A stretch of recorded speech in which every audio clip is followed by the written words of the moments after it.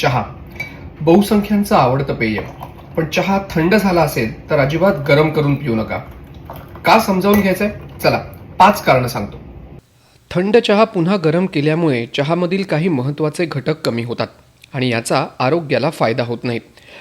Neurologist Sudhir Kumar social media एक्सवर लिहितात, थंड चहा पुन्हा गरम केल्यामुळे त्यातील पॉलिफिनॉल आणि इतर अँटीऑक्सिडंटचं नुकसान होतं. याचा अजिबात फायदा होत नाही. चहातून टॅनिन जास्त बाहेर निघाल्यामुळे चहा कडू लागतो. टॅनिनमुळे आपल्याला टेस्ट आणि फ्लेवर मिळतो, पण पुन्हा गरम केलेल्या चहामुळे टेस्ट बिघडते. यातून कॅफिन जास्त बाहेर येतं. जास्त कॅफिनमुळे झोप येण्यात अडथळा निर्माण होतो. काही लोकांना ॲसिडिटी होण्याची शक्यता असते. तर 4 तासांपेक्षा जास्त चहा रूम टेम्परेचरला राहिला तर बॅक्टेरियाची ग्रोथ होण्यास सुरुवात होते. त्यामुळे पोटात इन्फेक्शन होण्याची शक्यता वाढते. तर संशोधनात आढळून आलं आहे की पहिल्यांदा चहा उकळताना यातील 50% चांगले घटक वापरले जातात.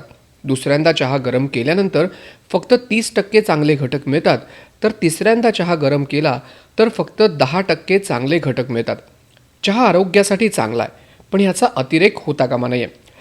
तुमच्यासोबत असं अनेक वेळेला झालं असेल की लॅपटॉपच्या बाजूला असलेला चहाचा कप कामाच्या नादात तसाच राहिला आणि चहा थंड झाला. गप्पा मारताना चहा विसरून गेलात किंवा घरात कार्यक्रम असल्याने जास्त चहा करून ठेवलात आणि हळूहळू वापरलात. पण यापुढे असं करू नका. चहा थंड झाल्यावर शक्यतो पुन्हा गरम करून पिऊ नका.